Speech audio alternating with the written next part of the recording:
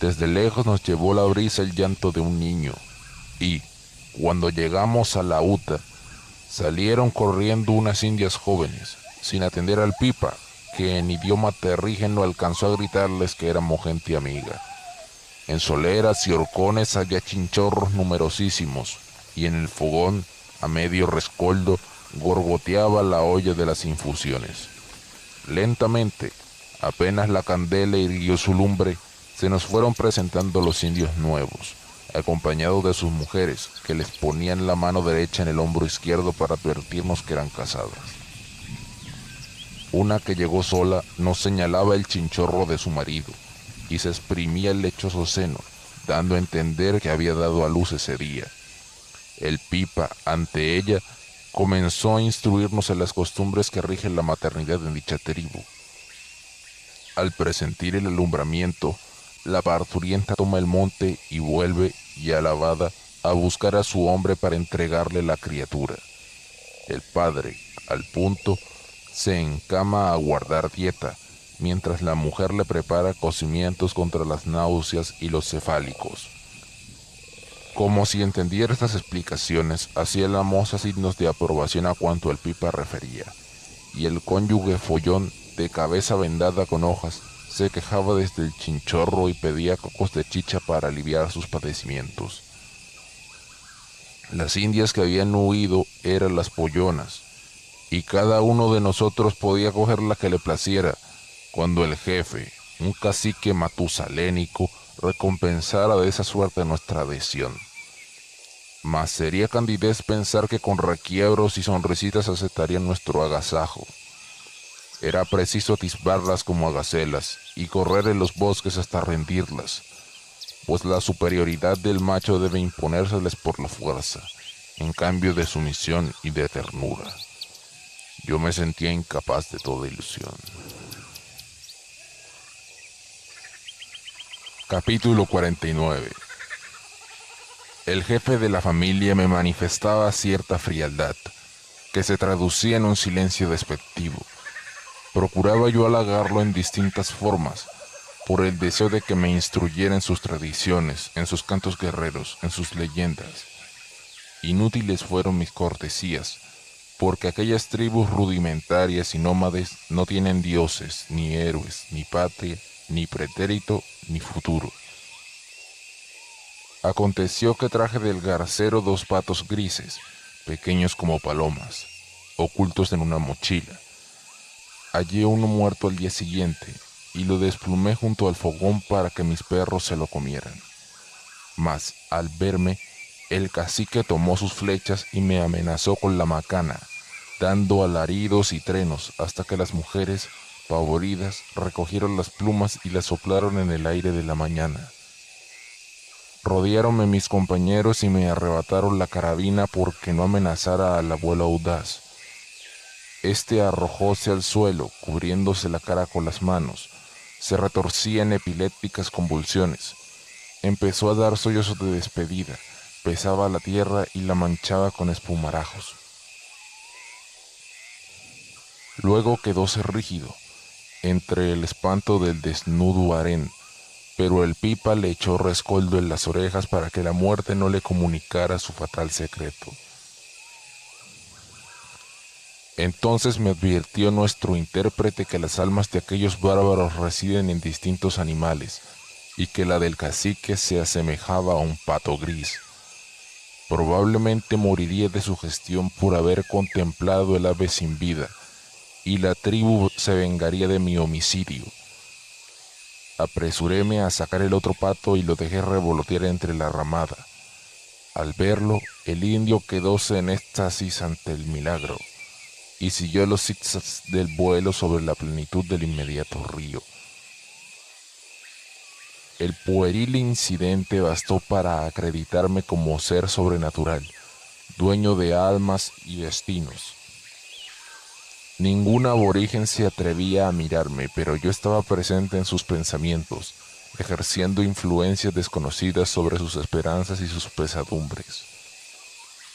A mis pies cayeron 2 muchachones y se brindaron a completar nuestra expedición, sin que sus mujeres se resintieran. Nunca he podido recordar sus nombres vernáculos, y apenas sé que traducidos a buen romance querían decir, casi literalmente, pajarito del monte y cerrito de la sabana. Abracélos en señal de que aceptaba su ofrecimiento, por lo cual descolgaron del techo las palancas y les remudaron el fique a las horquetas, para que soportaran el impulso de la canoa al hincarse en los carameros de los charcos o en los arrecifes costaneros. A su vez, las indias viejas rayaban yuca para la preparación del casabe, que debía alimentarnos en el desierto. Echaban la mezcla acuosa en el cebucán, ancho cilindro de hojas de palma retejidas, cuyo extremo inferior se retuerce con un tramojo para exprimir el almidonoso jugo de la rayada. Otras, desnudas en contorno de la candela, recalentaban el budare, tiesto redondo y plano, sobre cuya superficie iban extendiendo la masa inmunda y la alisaban con los dedos ensalivados hasta que la torta endureciera. Quienes torcían sobre los muslos las fibras sacadas del cogollo de los moriches, para tejer un chinchorro nuevo, digno de mi estatura y mi persona, mientras el cacique, gesticulando, me hacía entender que celebraría con baile pomposo el vasallaje debido a mi fortaleza y a mi autoridad. Mi espíritu pregustaba el acre sabor de las próximas aventuras. Capítulo 50. Los indios encargados de procurarnos la mercancía fueron estafados por los tenderos de Orocué. En cambio de los artículos que llevaron, ceje, chinchorros, pendare y plumas, recibieron baratijas que valían 1000 veces menos. Aunque el Pipa les enseñó cuidadosamente los precios razonables, sucumbieron a su ignorancia y la avilantez de los explotadores volvió a enriquecerse con el engaño. Unos paquetes de sal porosa, unos pañuelos azules y rojos y algunos cuchillos fueron írrito pago de la remesa, y los emisarios tornaban felices de que, como otras veces, no los hubieran obligado a barrer las tiendas, cargar agua, deshiervar la calle, empacar cueros. Fallida la esperanza de acrecentar los equipajes, nos consolamos con la certeza de que el viaje sería menos complicado. Y, por fin, una noche de plenilunio quedó lista la gran curiara, que, con blando meneo, ofrecía conducirnos a Cabiona. Afluyeron al baile más de 50 indios, de todo sexo y edad, pintarrajeados y silenciosos, y fueron amojonándose en la abierta playa, con las calabazas de hervidora chicha. Desde por la tarde habían hecho acopio de mojojoyes, gruesos gusanos de anillos peludos, que viven enroscados en los troncos podridos. Descabezábanlos con los dientes como el fumador que despunta el cigarro y sorbían el contenido mantequilloso, refregándose luego la vacía funda del animal en las cabelleras para lustrarlas. Las de las pollonas, de altivos senos, resplandecían como el charol, bajo el nimbo de plumas de guacamayo y sobre los collares decorosos y cornalinas. El cacique se había envijado el rostro con achiote y miel, y aspiraba el polvo del yopo, introduciéndose en las narices en 2 canutillos. Cual si lo hubiera atacado el delirium tremens, bamboleábase embrutecido entre las muchachas y las apretaba y perseguía, semejante a un cabrío rijoso, pero impotente. A veces, a media lengua, venía a felicitarme porque, según el Pipa, era yo, como él, enemigo de los vaqueros y les había quemado las fundaciones, cosas que me hacían digno de una macana fina y de un arco nuevo. En medio de la orgiástica baraúnda prodigábase la chicha de fermento atroz, y las mujeres y los chicuelos irritaban con su vocerío la bacanal. Luego empezaron a girar sobre las arenas en moroso círculo, al compás de los fotutos y las cañas, sacudiendo el pie izquierdo a cada 3 pasos, como lo manda el rigor del baile nativo. Parecía más bien la danza un tardo desfile de prisioneros, alrededor de inmensa argolla, obligados a repisar una sola huella, con la vista al suelo, gobernados por el quejido de la chirimía y el grave paloteo de los tamboriles. Y ya no se oía más que el son de la música y el cálido resollar de los danzantes, tristes como la luna, mudos como el río que los consentía sobre sus playas. De pronto, las mujeres, que permanecían silenciosas dentro del círculo, abrazaron las cinturas de sus amantes y trenzaban el mismo paso, inclinadas y entorpecidas, hasta que con súbito desahogo corearon todos los pechos ascendente alarido, que estremecía selvas y espacios como una campanada lúgubre.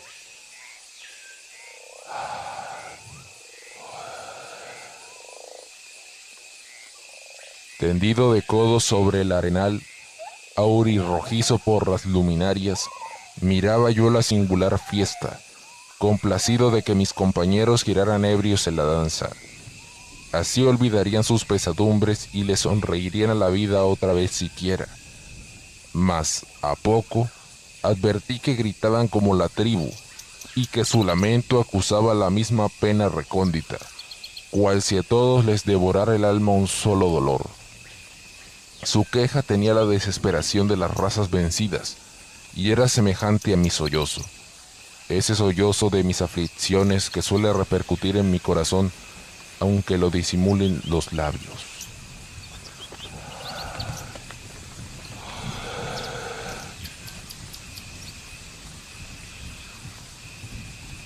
Capítulo 51. Cuando me retiré a mi chinchorro en la más completa desolación, siguieron mis pasos unas indias y se acurrucaron cerca de mí. Al principio conversaban a medio tono, pero más tarde atrevióse una a levantar la punta de mi mosquitero. Las otras, por sobre el hombro de su compañera, me atisbaban y sonreían.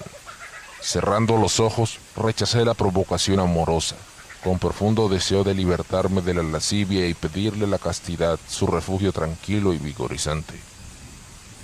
Al amanecer regresaron a la ramada los juerguistas, tendidos en el piso como cadáveres, disolvían en el sueño la pesadilla de la embriaguez. Ninguno de mis camaradas había vuelto, y sonreí al notar que faltaban algunas pollonas. Mas cuando bajé al río para observar el estado de la curiara, vi al Pipa boca abajo en la arena, exánime y desnudo al rayo del sol. Cogiéndolo por los brazos, lo arrastré hacia la sombra, disgustado por su prurito de desnudarse. Aquel hombre, vanidoso de sus tatuajes y cicatrices, prefería el guayuco a la vestimenta, a pesar de mis reprensiones y amenazas. Dejélo que dormitara la borrachera, y allí permaneció hasta la noche. Rayó el día siguiente y ni despertaba ni se movía. Entonces, descolgando la carabina, cogí al cacique por la melena y lo hinqué en la grava, mientras que Franco hacía ademán de soltar los perros. Abrazóme el anciano las pantorrillas trabajando una explicación. Nada, tomando yagé. Ya conocía las virtudes de aquella planta, que un sabio de mi país llamó telepatina. Su jugo hace ver en sueños lo que está pasando en otros lugares.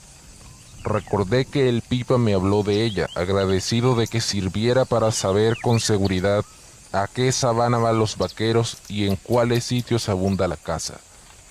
Habíale ofrecido a Franco ingerirla para adivinar el punto preciso donde estuviera el raptor de nuestras mujeres.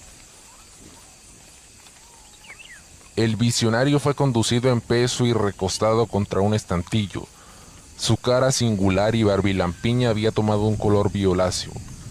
A veces babeaba su propio vientre y, sin abrir los ojos, se quería coger los pies. Entre el lelo corro de espectadores le sostuve la frente con mis manos. Pipa, Pipa, ¿qué ves? ¿Qué ves? Con angustioso pujo principió a quejarse y saboreaba su lengua como un confite. Los indios afirmaron que solo hablaría cuando despertara. Con descreída curiosidad nuevamente dije, ¿qué ves? ¿Qué ves? Río. Hombres, 2 hombres. ¿Qué más? ¿Qué más? Una canoa. Gente desconocida. Pipa, ¿te sientes mal? ¿Qué quieres? ¿Qué quieres? Dormir, dormir. Las visiones del soñador fueron estrafalarias. Procesiones de caimanes y de tortugas. Pantanos llenos de gente, flores que daban gritos. Dijo que los árboles de la selva eran gigantes paralizados y que de noche platicaban y se hacían señas. Tenían deseo de escaparse con las nubes, pero la tierra los agarraba por los tobillos y les infundía la perpetua inmovilidad. Quejábanse de la mano que los hería, del hacha que los derribaba, siempre condenados a retoñar, a florecer, a gemir, a perpetuar sin fecundarse, su especie formidable, incomprendida. El Pipa les entendió sus airadas voces, según las cuales debían ocupar barbechos, llanuras y ciudades, hasta borrar de la tierra el rastro del hombre, y mecer un solo ramaje en urdimbre cerrada. Los milenios del Génesis, cuando Dios flotaba todavía sobre el espacio como una nebulosa de lágrimas. Selva profética, selva enemiga, ¿cuándo habrá de cumplirse tu predicción?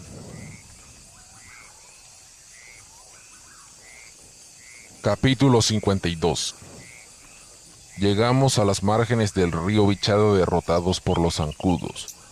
Durante la travesía los azuzó la muerte tras de nosotros y nos persiguieron día y noche, flotando en halo fatídico y quejumbroso, trémulos como una cuerda a medio vibrar.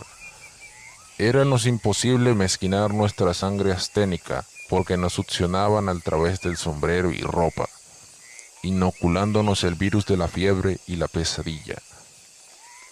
Las que en antes fueron sabanas úberes se habían convertido en desoladas ciénagas, y con el agua a la cintura seguíamos el derrotero de los vaquianos, bañada en sudor la frente y húmedas las maletas que portábamos a la espalda, famélicos, macilentos, pernoctando en altiplanos de breña inhóspita, sin hoguera, sin lecho, sin protección. Aquellas latitudes son inmisericordias en la sequía y en el invierno. Cierta vez en la Maporita, cuando Alicia me amaba aún, salí al desierto a coger para ella un venadillo recental. Calcinaba el verano la estepa tórrida y las reses, en el fogaje del calor, trotaban por todas partes buscando agua. En los meandros de árido cauce escarbaba la tierra del bebedero unas vaquillonas al lado de un caballejo que agonizaba con el hocico puesto sobre el barrizal. Una bandada de caricaris cogía culebras, ranas, lagartijas que palpitaban locas de sed entre carroñas de cachicamos y chigüires. El toro que presidía la grey repartía topes con protectora solicitud por obligar a sus hembras a acompañarlo hacia otros parajes en busca de alguna charca, y mugía arreando a sus compañeras en medio del banco centelleante y pajonaloso. Empero, una novilla recién parida, que se destapó las pezuñas cavando el secadal, regresó a buscar a su ternerillo por ofrecerle la ubre cuarteada. Echóse para lamerlo y allí murió. Levanté la cría y expiró en mis brazos. Mas luego, al caer de unas cuantas lluvias, invertía el territorio su hostilidad. Por doquier, encaramados sobre troncos, veíanse lapas, zorros y conejos sobreaguando en la inundación. Y aunque las vacas pastaban en los esteros, con el agua sobre los lomos, perdían sus tetas en los dientes de los caribes. Por aquellas intemperies atravesamos a pie desnudo, cual lo hicieron los legendarios hombres de la conquista. Cuando al 8º día me señalaron el monte del Vichada, sobrecogióme intenso temblor y me adelanté con el arma al brazo, esperando encontrar a Alicia y a Barrera en sensual coloquio, para caerles de sorpresa como el halcón sobre la nidada. Y jadeante y entigrecido me agazapé sobre los barrancos de la orilla. Nadie. El silencio, la inmensidad. Capítulo 53. ¿A quién podíamos preguntarle por los caucheros? ¿Para qué seguir caminando río arriba sobre la costa desapacible? Era mejor renunciar a todo, tendernos en cualquier sitio y pedirle a la fiebre que nos rematara. El fantasma impávido del suicidio, que sigue esbozándose en mi voluntad, me tendió sus brazos esa noche y permanecí entre el chinchorro, con la mandíbula puesta sobre el cañón de la carabina. ¿Cómo iría a quedar mi rostro? ¿Repetiría el espectáculo de Millán? Y este solo pensamiento me acobardaba. Lenta y oscuramente insistía en adueñarse de mi conciencia un demonio trágico. Pocas semanas antes yo no era así, pero pronto los conceptos de crimen y los de bondad se compensaban en mis ideas, y concebí el morboso intento de asesinar a mis compañeros, movido por la compasión. ¿Para qué la tortura inútil cuando la muerte era inevitable y el hambre andaría más lenta que mi fusil? Quise libertarlos rápidamente y morir luego. Con la siniestra mano entre el bolsillo principié a contar las cápsulas que tenía, escogiendo para mí la más puntiaguda. ¿Y a cuál debía matar primero? Franco estaba cerca de mí. En la noche lluviosa extendí el brazo y le tenté la cabeza febricitante. ¿Qué quieres?, dijo. ¿Por qué le movías el manubrio al Winchester? La fiebre me vuelve loco. Y pulsándome la muñeca repetía. Pobre, la tuya tiene más de 40 grados. Abrígate con mi ruana hasta que sudes. Esta noche será interminable. Pronto saldrá el lucero de la madrugada. ¿Sabes?, agregó, que el mulatico puede rasgarse. ¿No has sentido cómo se queja? Ha delirado con Sebastiana y con los rodeos. Dice que tiene el hígado endurecido como piedra. Tuya es la culpa, no quisiste que se quedara, ardías por verlo morir en el desamparo. Creí que su ansia de regreso obedecía a la aversión que siente por el Pipa. Yo los reconciliaré para siempre. Es que Correa le teme por la amenaza de que va a causarle maleficio. Ha dado en entristecerse cuando escucha cantar cierto pájaro. Recordando los filtros de Sebastiana, repuse dudoso. Ignorancia, superstición. Ayer sacó el tiple para reponerle la clavija rota, pero al tocarlo se puso a llorar. Dime, ¿no habrá moronas de casabe en tu maletera? Párate, acércate. ¿Para qué? Todo se acabó. ¿Cómo me duele que tengas hambre? ¿Las pepas de este árbol serán venenosas? Probablemente, pero los indios están pescando. Aguardemos hasta mañana. Y con los ojos llenos de lágrimas, balbucí, desviando el calibre. Bueno, hasta mañana.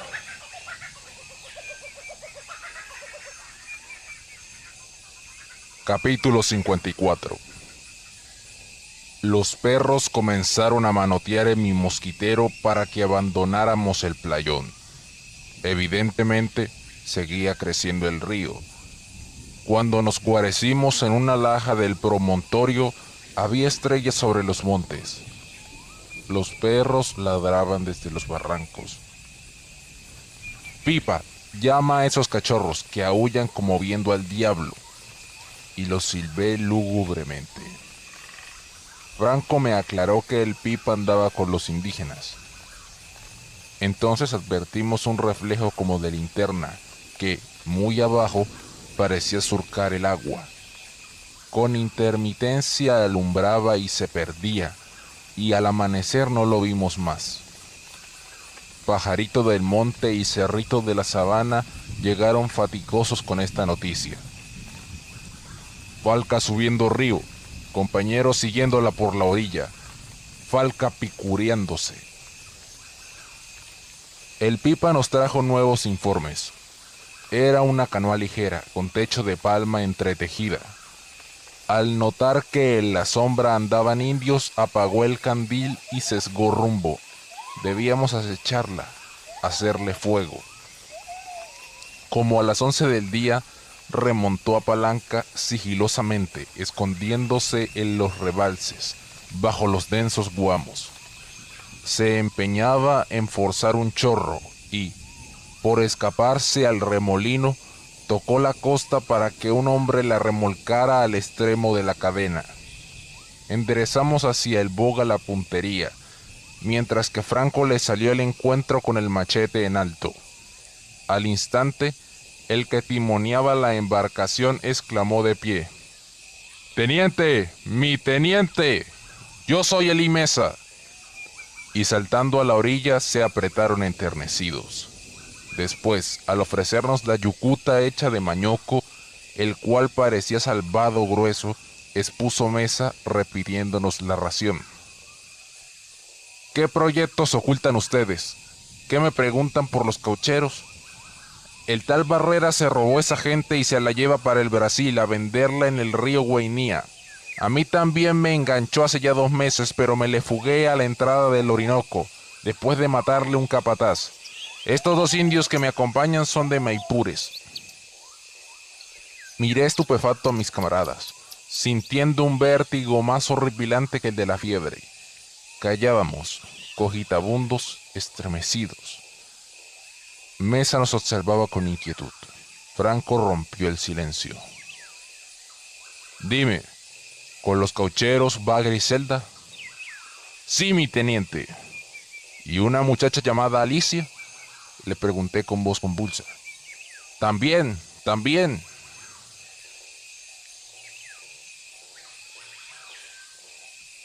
Capítulo 55.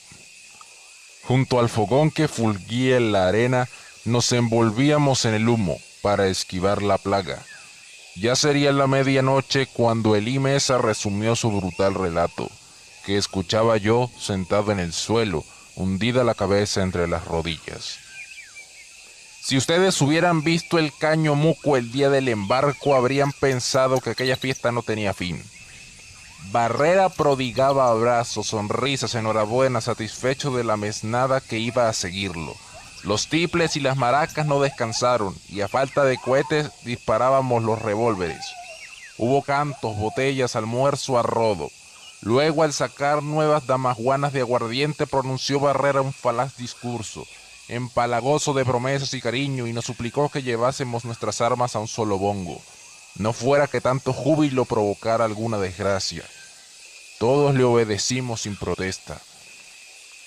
Aunque muy bebido, me siguió la corazonada de que por aquí no hay monte apropiado para organizar caucherías, y estuve a punto de volverme a buscar mi rancho, a rejuntarme con la indiecita que dejé, pero como hasta la niña Griselda hacía la burla a mis recelos, resolví gritar como todos al embarcarme: «¡Viva el progresista, señor Barrera! ¡Viva nuestro empresario! ¡Viva la expedición!». Ya les referí lo que aconteció después de una marcha de horas.